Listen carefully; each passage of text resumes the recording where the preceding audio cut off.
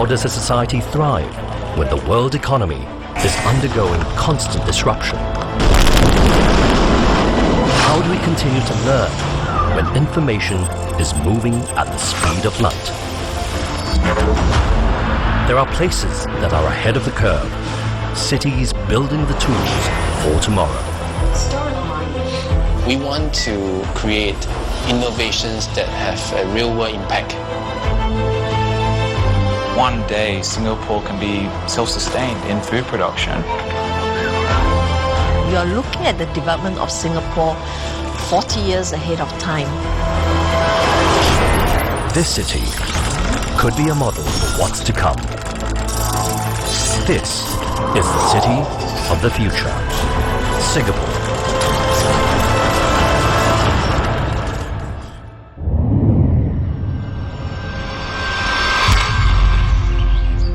The future of the world lies in its urban environments. More than half the world's population live in cities, and that number is growing. This rapid influx of people creates possibility, but it also creates challenges. How can the cities of today grow and thrive to become the places we want to live in tomorrow?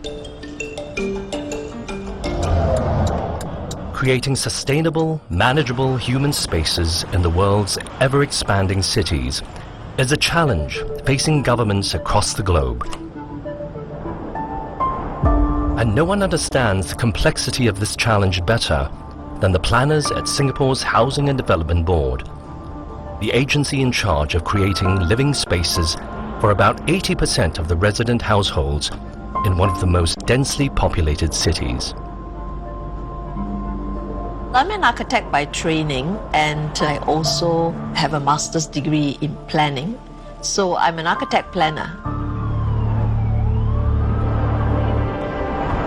Since 2010, Dr. Cheong's vision and guidance has helped usher in a new era of smart public housing for the HDB, allowing the city she loves to grow and thrive despite significant challenges. As an island city-state, we're only about half the size of metropolitan London. We have to house 5.7 million people. And we are, of course, very land and resource constrained. So that is the big challenge. But having said that, over the years, we have managed to develop Singapore in a pretty sustainable way, and we are one of the most livable cities in Asia. When Dr. Cheong was a little girl, Singapore was a vastly different city. It had a third of today's population, less than 1% of the current GDP, and little to no infrastructure. In just over 5 decades, though, this tiny city-state has undergone a remarkable transformation. Singapore's HDB has built 1 million flats, creating one of the most successful public housing programs in the world. HDB is now looking to high-tech, innovative solutions to not only provide enough living spaces for Singapore's citizens, but also improved quality of life for decades to come. We have very sophisticated computer models that help the architect planner to improve the environmental quality in the town. So for example, Singapore is in the tropics, so we want to encourage the breezes to come through. Through computer simulation, you can actually position the blocks and the public spaces and the parks in such a way that help you to achieve this.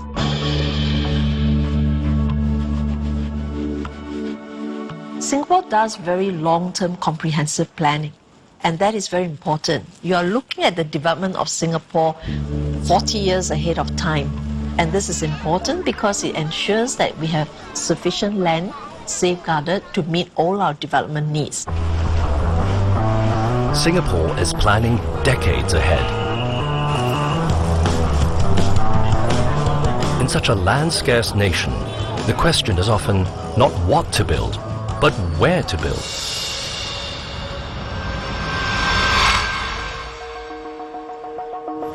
Singapore's Urban Redevelopment Authority is in charge of identifying the future needs of all Singapore's land. It's the kind of challenge that draws in the adventurous and the curious. I'm very much an urban person. The city is close to my heart, and even more so having worked in detail on the plans over the last 20 over years. For Andrew and the URA, sometimes that work means creating land from nothing, a process known as land reclamation.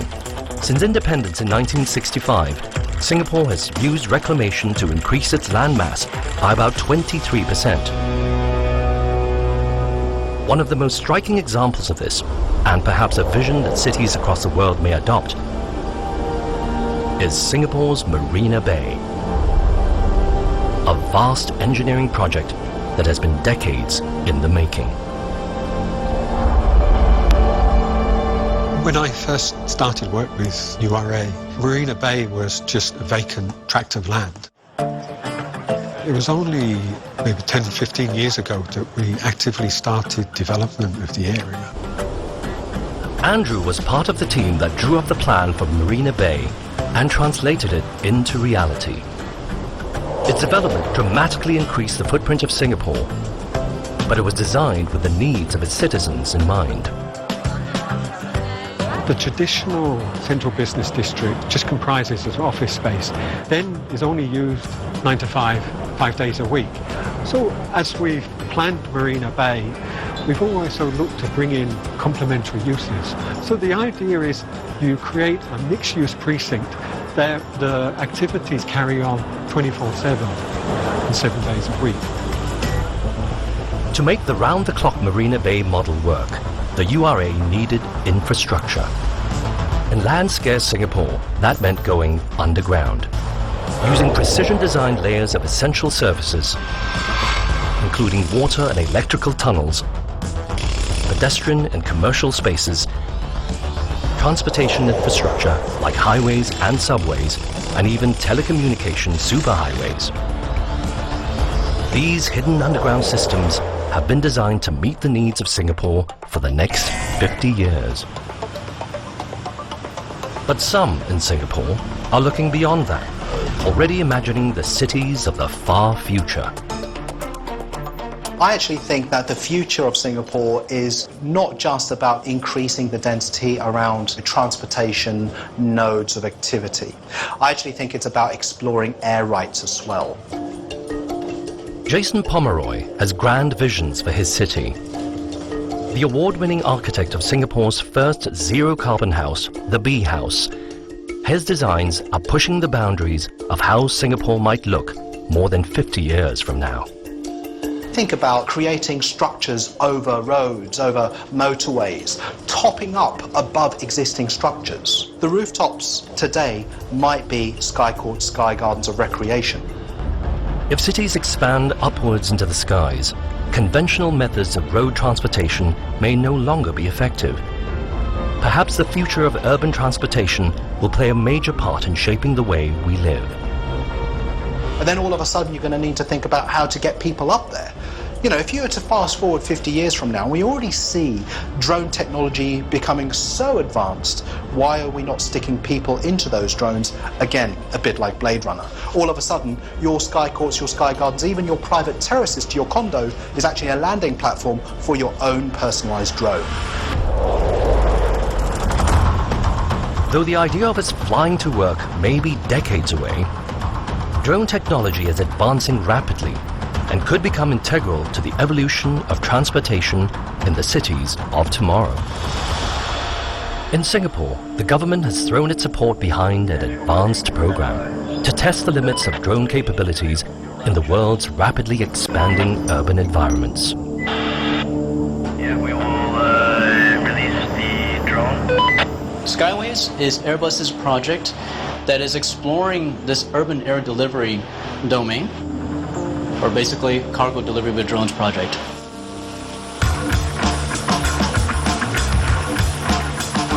The drone that we're using is actually fully customized or fully designed by our team here in Singapore.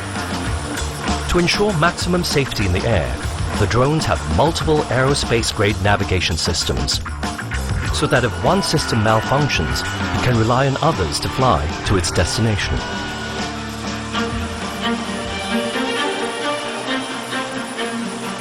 The packages that we can deliver by design today is up to 4 kilograms.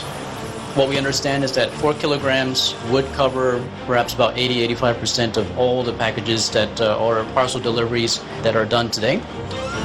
Once the package has been delivered to its slot, the mailbox automatically sends a personalized code to the customer, so they can pick up the package 24/7. And just like that, parcel comes back. In Airbus, one of our visions is what we call urban air mobility. So flying taxis, for example. Skyways is about enabling this technology. It's about looking and moving towards a future where we have then a flying transportation means in an urban setting.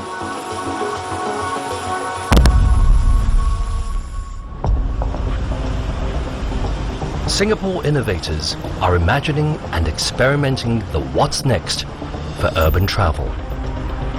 Drone technology may be the next revolution liberating commuters from their two-dimensional travel. But the challenges facing all of our cities may be more elemental than where we will build and how to get around. Providing food and water for the millions of people that will pack into our urban environments could be the biggest challenge yet.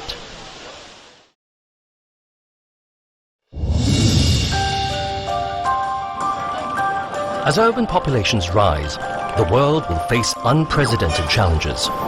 How to house, transport, and most importantly, feed its people. In the future, as rural populations decrease, ensuring food stability will be key. In land-scarce Singapore, it's a challenge that is already being confronted. Right now, 93% of produce is imported into Singapore, and that's because there just simply isn't enough land to do farming practices. Benjamin Swan came to Singapore as an engineer on the Marina Bay Sands project. But having fallen in love with the city, he recognized a challenge and an opportunity to help the nation towards its goal of food sustainability. Ben is developing a new way to grow food, not just in Singapore, but in any urban environment. Sustainera is a controlled environment agriculture farm. We effectively replicate what's happening outside in nature to grow impossible products in impossible places. Singapore is a trailblazer in this technology, having opened the world's first commercial vertical farm in 2012. Now Sustainera, through their patented processes, are able to grow produce indoors, without sunlight and without soil. What we actually have done is we've come up with our own system here to introduce the seeds directly into the foam cube. So what that does is ensures that we have 100% germination success. This room has been specially designed to take the plant from its initial germination through to a mature state where we can introduce it into the main grow rooms. These large-scale growing rooms are astonishing feats of agricultural technology. The precision calibration of the growing environment allows these new age farmers to optimize cultivation at every stage in the plant's growth. We control the air temperature, the humidity, the light durations, the light wavelength. We control the dissolved oxygen in the water as well as the carbon dioxide saturation in the air.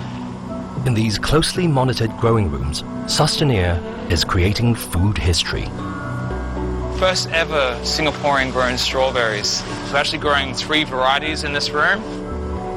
What we've learned through controlled environment agriculture, we can actually emphasize certain characteristics of the plant. So without using GMO, we can make our kale softer. We can actually make it sweet. A lot of the Singaporeans don't like their products to be bitter. So we took it into our R&D lab, and what we found was by manipulating the air temperature and humidity and also the wavelength of light and the growth cycles, we were able to create this great product that we're growing today.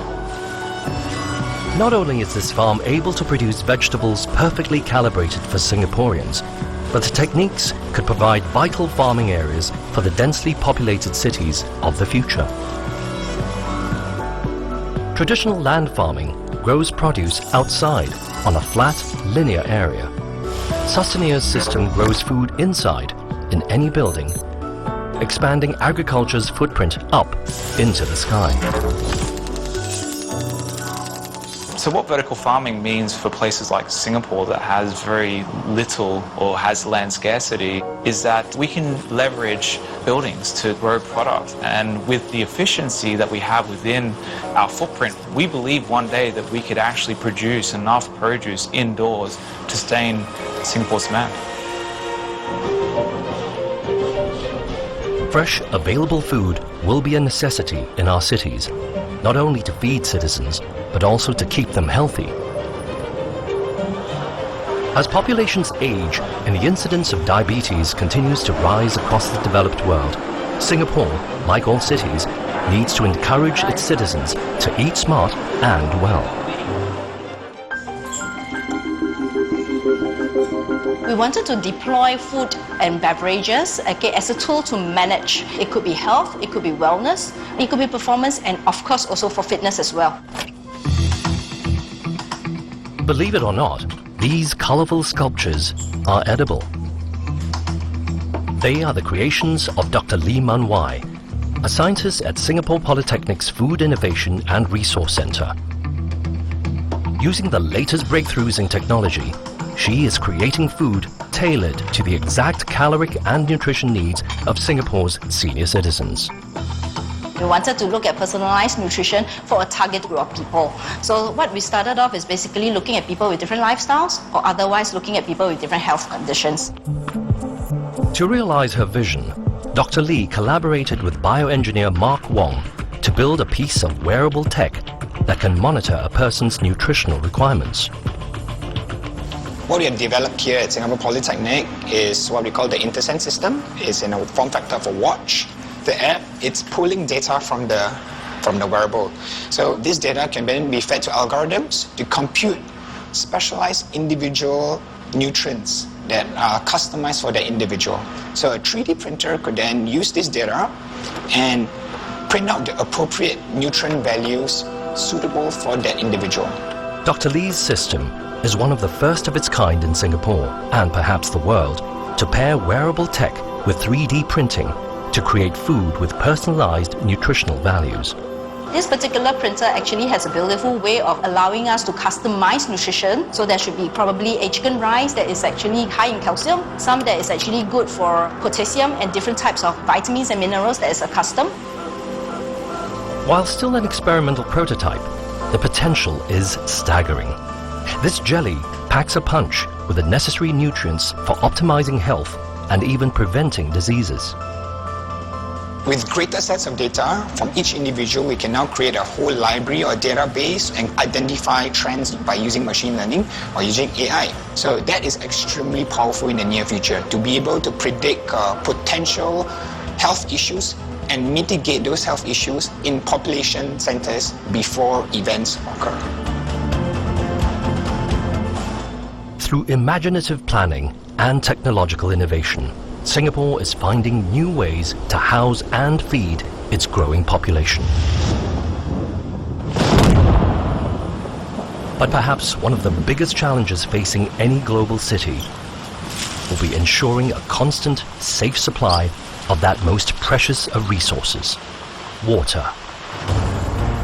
Singapore currently uses 2 billion litres of water a day. The most efficient source of fresh water is rain. And to capitalize on this resource, the nation is crisscrossed with an extensive network of rivers and canals that channel every last precious drop of rain into 17 storage reservoirs.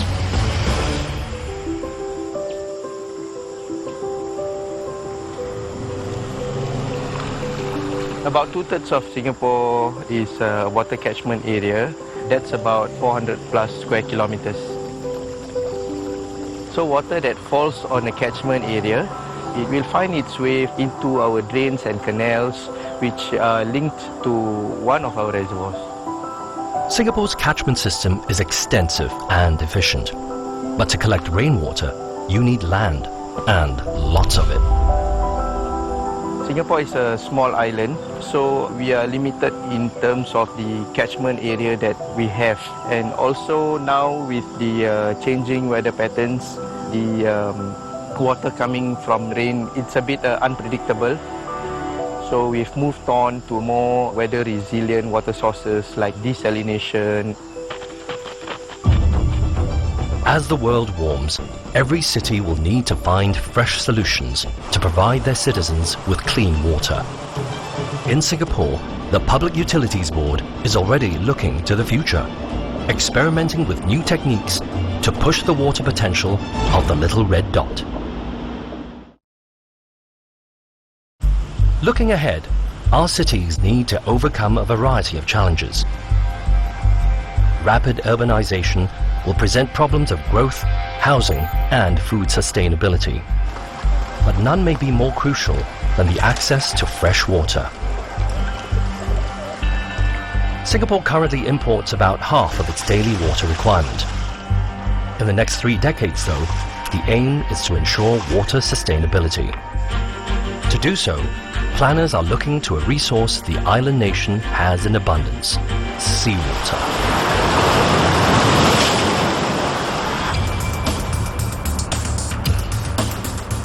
I always call this a new toy. Really, it's kind of a toy for us, but seriously, it's a plant that's designed with robustness, reliability. It's fully automated. Hugh Kit-san oversaw the construction of a brand new state-of-the-art water facility, the Tuas Desalination Plant.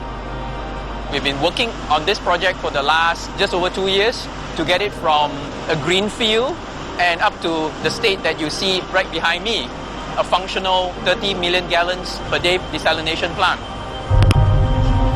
The Tuas Desalination Plant is a modern marvel of precision engineering. In land-scarce Singapore, its footprint is a mere 100 meters by 300 meters. That's roughly the size of 3 football fields. This may seem large, but it is a relatively small footprint compared to plants of its kind around the world. When we did the design and the construction, it was quite a challenge that you got to make sure that they are all stacked and arranged in like a Lego manner, that it all fits nicely into a puzzle and it forms the plant what you see today. Despite its small footprint, the Tuas Desalination Plant houses one of the world's most powerful technologies for producing fresh water from the sea: reverse osmosis filters. That's actually the heart of the plant, where the salt in the seawater gets separated or removed from the water. The white tubes in there is the reverse osmosis membrane, where filtered water will be pushed through the membrane. This high-tech process is a key part of preparing Singapore for the future. But conventional water desalination is energy-intensive. The electricity you would need to desalinate enough water for just 1 day of Singapore's needs could power a Singaporean household for 1,000 years. To save energy and reduce the cost of water desalination, the PUB is now investing in new research. Evoqua is a company working on the desalination process of tomorrow. We are demonstrating our next ED technology for seawater desalination. Electrodialysis uses electricity to remove salt from seawater. Pairs of electrodes are placed in a stream of salt water, with one positive electrode and one negative. The positively charged sodium ions are attracted to the negative electrode, and the negatively charged chlorine ions are attracted to the positive electrode. This concentrates the salt around the electrodes. The process is repeated until the water is salt-free. Right now we are building a demonstration plant with a capacity of 3,800 meter cube per day. We have plans to further scale up this technology with a capacity of 100,000 meter cube per day. Singapore's innovations in housing, food and water are giving us a glimpse of how a forward-thinking city might solve some of the challenges it faces. But these solutions will come at a price. Fast, secure and thriving economies will be essential for facing an uncertain future. And perhaps no nation understands this better than Singapore. The financial sector is a very, very critical sector for Singapore. Almost 12% of our GDP comes from this sector. So you understand how critical for us to ensure that this sector is a vibrant sector, it is competitive, it attracts the best possible ideas. As the Chief FinTech Officer of the Monetary Authority of Singapore, Sopnandu Mahanti needs to ensure that the nation sets a world standard for the financial sector. This boils down to one thing: technology innovation. Most of the services in financial sector are going to be powered by technology. In 2016, Singapore announced Project Ubin, a new fintech experiment using blockchain technology. Traditionally, banks keep a record of all transactions on their own centralized ledger, which is susceptible to manipulation by hackers. But Project Ubin keeps all records on a blockchain. This means that identical copies of the ledger are kept on a distributed network of computers around the world. These computers check in with each other to ensure that their copy of the ledger is correct. If one of the copies does not match the others, it is rejected and replaced with a copy that the majority of ledgers agree is correct. To tamper with the blockchain to steal money, a hacker would need to hack a majority of the computers on the network simultaneously, a virtual impossibility. The real killer use case is cross-border transfer. Today it takes 2 to 3 days to move money between two countries, the whole overseas transfer. So if we can apply a technology like blockchain, it may give us that opportunity to reduce the time to do cross-border transfer and may also reduce the expensive way we move money from a country to B country. Singapore has long been known as a financial hub, home to major banks from around the world. With Project Ubin, Singapore has ensured that it will stay ahead of the pack when it comes to fintech. In a country short on natural resources, the motto is innovate or die. And Singapore has taken up that challenge, with a startup culture catapulting the nation into the future.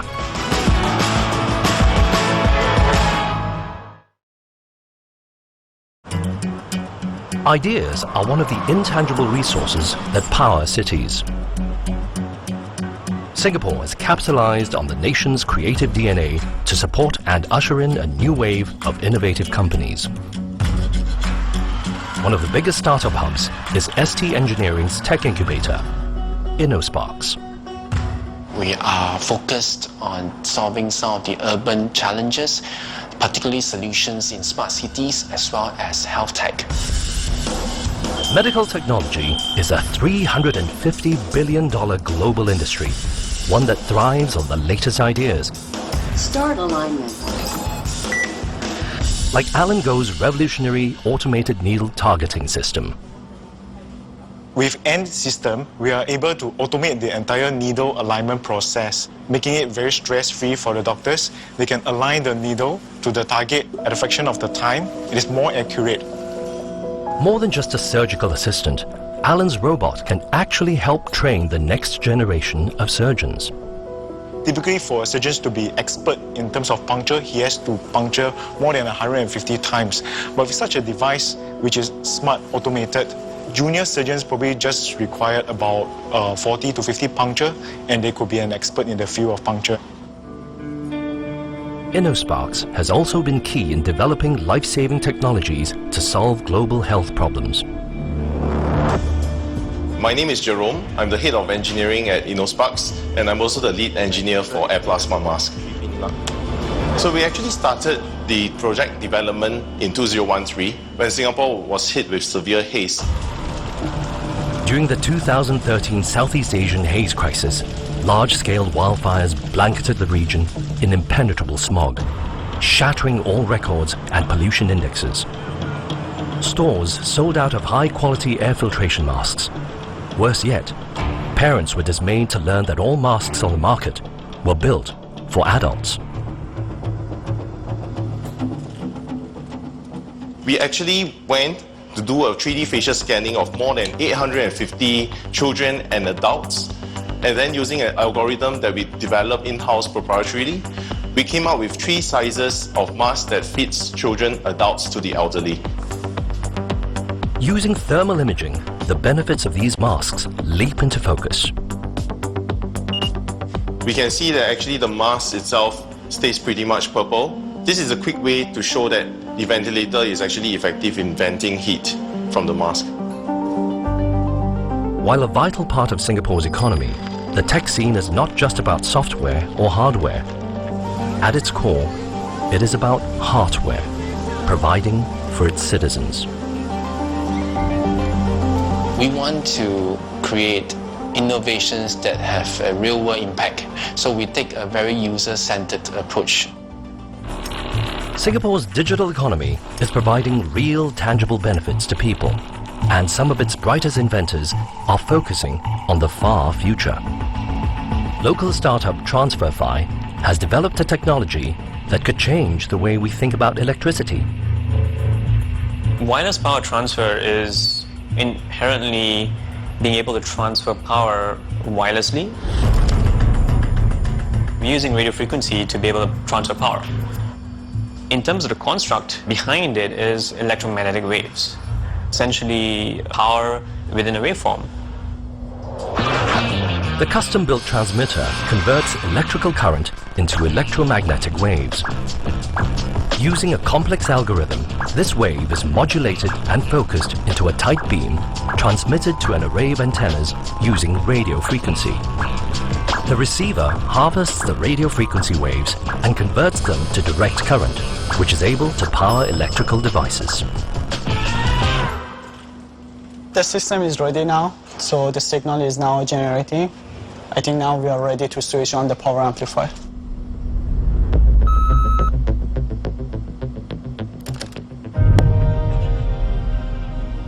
T5 logo there, it's on now. It switches on without any wires tethered to it, no batteries, nothing. It's all power through air. This simple demonstration gives a hint of the enormous potential of the system. As the technology is scaled up to further distances, it could revolutionize every industry that relies on electricity, creating the world's first long-range, safe and efficient wireless power networks. There's a lot of uses. I mean, it's ubiquitous technology. I mean, you can use wireless power transfer and distribution for almost anything, from consumer electronics to medical devices to offshore renewables to sensors, for automation. Singapore's digital startups are dreaming up ingenious new technology, proving that perhaps the greatest resource we'll need in the future is imagination.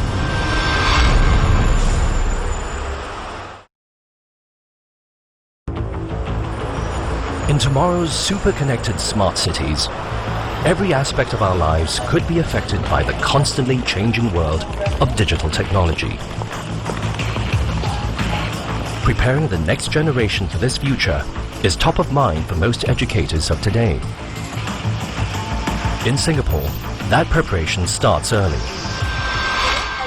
Using tech tools to teach children the building blocks of a digital mindset, including the most basic skill needed for coding, sequential learning. Sequential learning, it seems easy for us adults, but it's actually not easy for them at all to know who comes first and who comes next. Alright children, we're going to go over there, and then we're going to find your dry leaves, and then we're going to put them in your basket. Okay, let's go. I feel that there's a lot of skills that they can gain from having the tech toys as well.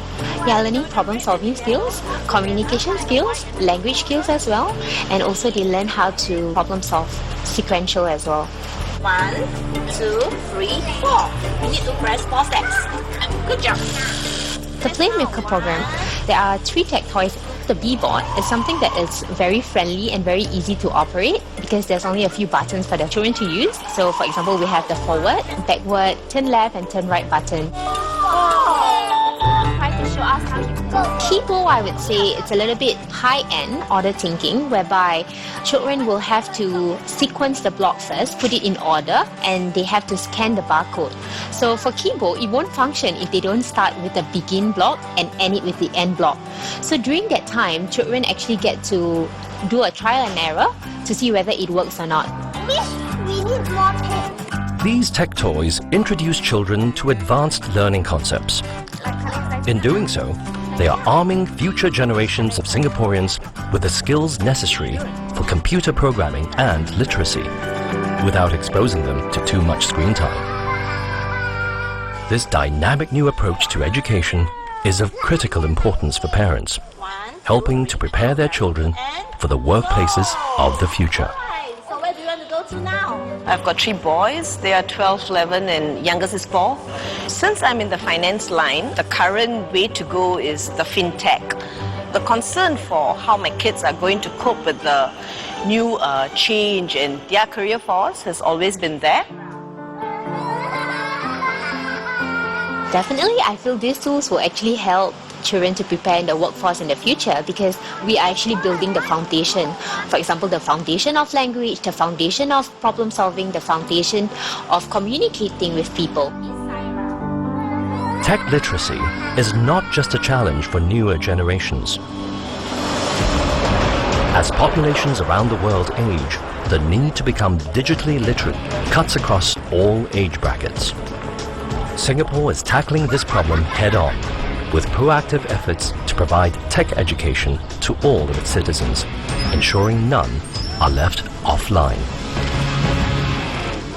现在科技发达，好像我们老一辈的老年人啊，心理上觉得说赶不上。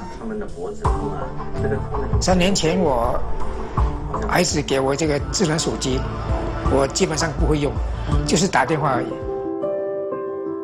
Mr. Tan's journey to digital fluency came at a clinic held by Singapore's Info Communications Media Development Authority. 能够从这个 WhatsApp 的简讯可以转到这个国外啊，或者是这个微信里面，用微信也可以转回这个 WhatsApp 这里。我也可以打电话去国外跟朋友聊天。你好，爷爷奶奶。50年前，我要跟我国外亲友 沟通的话，唯一就是写信。打电话嘛，又费用太贵。那时候信的来往最少都要1个礼拜10天这样，很慢，消息很慢。那么现在有了智能手机，1分钟就跟国外联系上了，啊，又可以讲得很长，讲得很清楚，甚至可以看到对方，太好了，智能手机太好了。 Singapore's focus on training all of its citizens for the future is nurturing a highly educated, versatile and connected population. Connectivity and community will shape the world of tomorrow.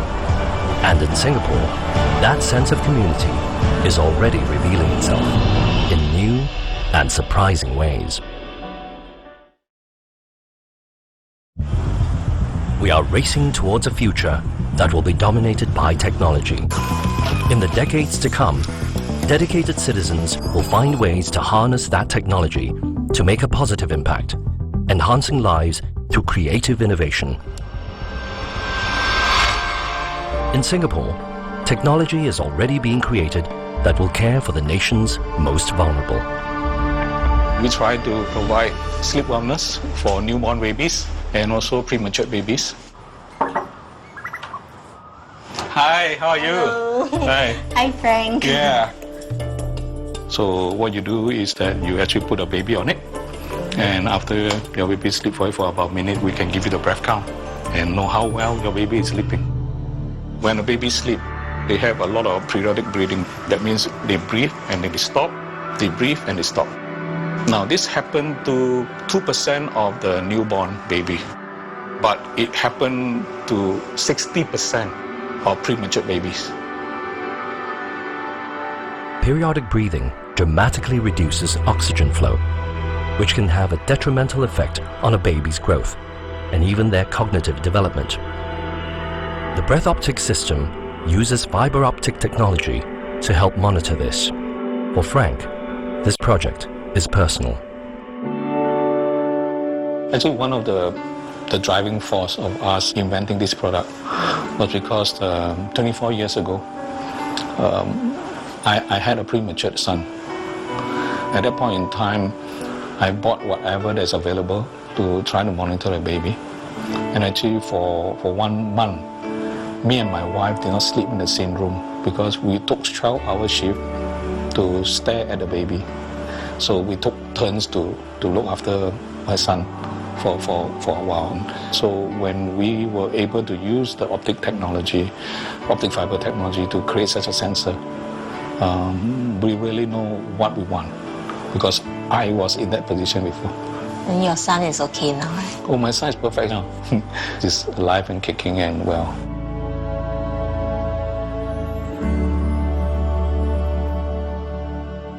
The spirit of using technological ingenuity to improve lives has been built into the city itself, with green corridors and protected parkland keeping Singapore from becoming a concrete jungle.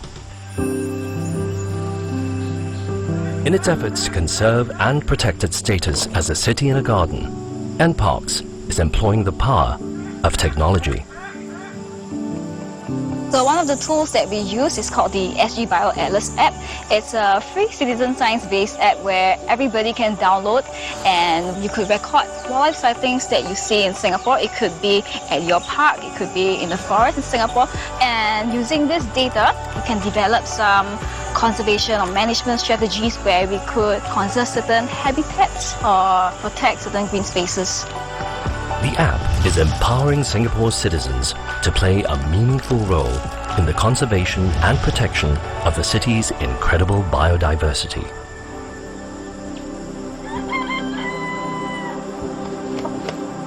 Those birds over there, they're the jungle fowl. They're like chickens, but they are technically not chickens, right? Yeah. I'm a working mom. In the daytime, we'll usually be working, and by the night time, I'll be probably down on my couch and watching television. I spend most of my time on the phone watching YouTube, playing games. Not only is the Citizen Science Program helping NParks maintain Singapore's rich ecosystem, but also helping people build connections with green spaces and each other. Singapore is scarce of land, so what we need is to preserve what we have now, and using the technology, we are able to provide feedback to the National Park Board on the species that we still have in Singapore.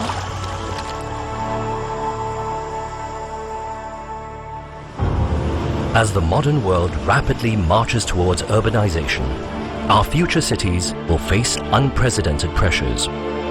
Innovation and technological advancements will help bring profound change to how we live, how we work, and how we learn. In Singapore, that change is already underway. It feels like we are part of building and creating a Singapore that is vibrant, safe, and also sustainable for the people now and also for the future. If we can do it here in Singapore, we can literally do it anywhere in the world. And we are excited, almost on an everyday basis. We are motivated by the fact that we actually can make a difference. I heard from one Nobel Prize winner, only a prepared mind can see opportunity. And we are using this opportunity by getting ourselves prepared. 50年后应该是这个高科技方面更发达，我也不能想象到将来是什么样的，前景一定很光明。